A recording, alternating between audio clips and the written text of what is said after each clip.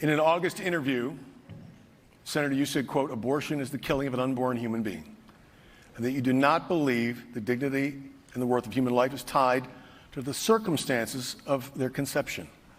You've now signed on to fellow Senator Lindsey Graham's bill for a national abortion ban.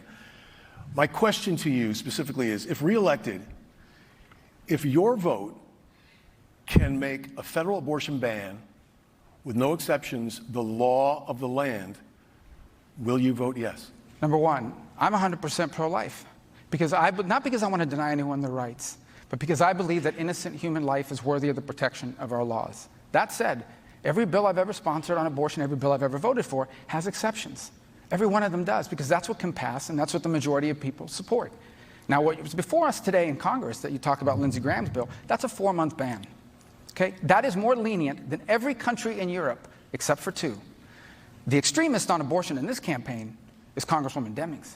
She supports no restrictions, no limitations of any kind. She voted against she's against a 4-month ban. She voted against a 5-month ban.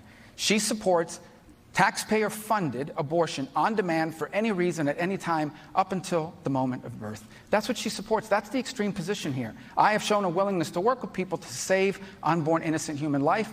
She opposes any limitation of any kind, and no one ever asks them about that. Congresswoman Demings. Senator, how gullible do you really think Florida voters are?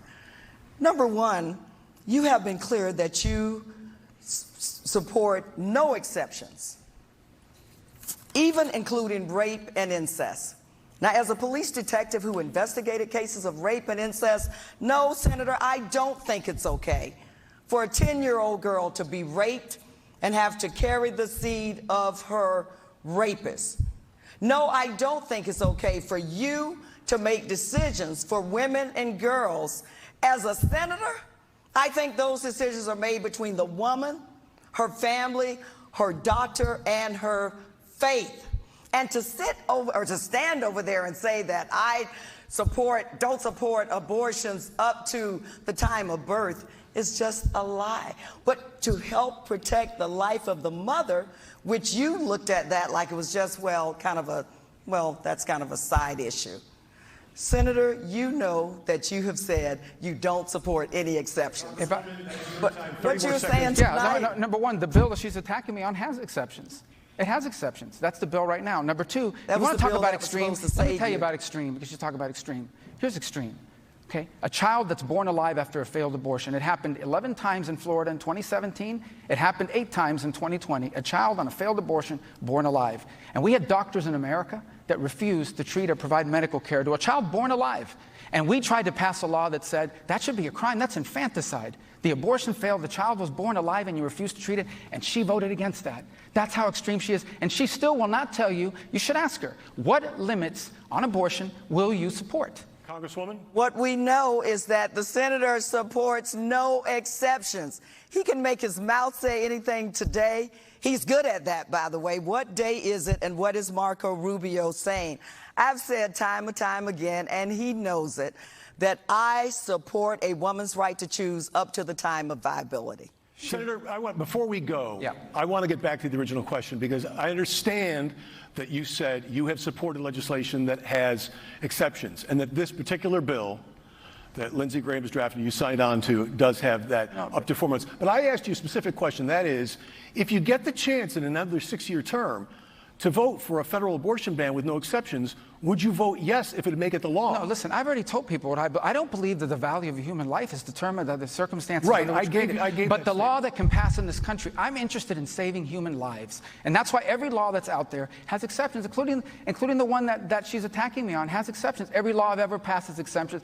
We're never going to get a vote on a law that doesn't have exceptions, because that's what the majority of the American people are. And I respect and understand that. And that's what I support. But she's still, you haven't asked her, no one here's asked her, she still won't answer what specific limits. She's never voted for a limit, not after 4 months, not after 5 months. And by the way, on the issue of exceptions, I'm being attacked on a bill that has exceptions. It's written right in there. My name is on that bill.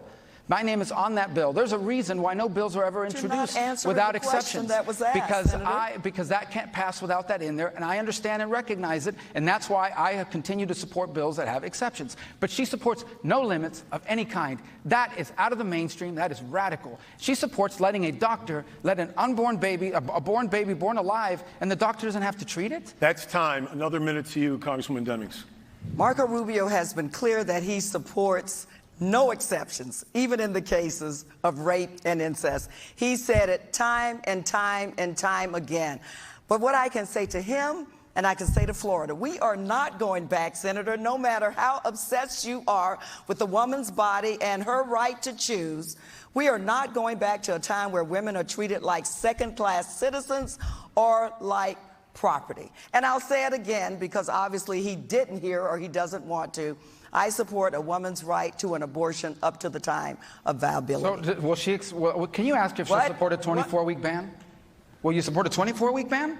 Because you didn't support a 20-week ban. You didn't support... Up to the time of viability. But when is that? That's the vague language they all give. And then they talk about the doctor and the family. Let me tell you who else is in that room, that abortion room. The government is in that room because she brought them in there. She wants the taxpayer to pay for that abortion. That's government involvement. Not just to pay for that abortion, but to pay for them all over the world. For a woman and That's our extreme. girls. That's a radical. I believe at this point we're going to move on. My watch. I'm going to ask that you both allow me to move on with this debate. We still didn't hear what limits she supports.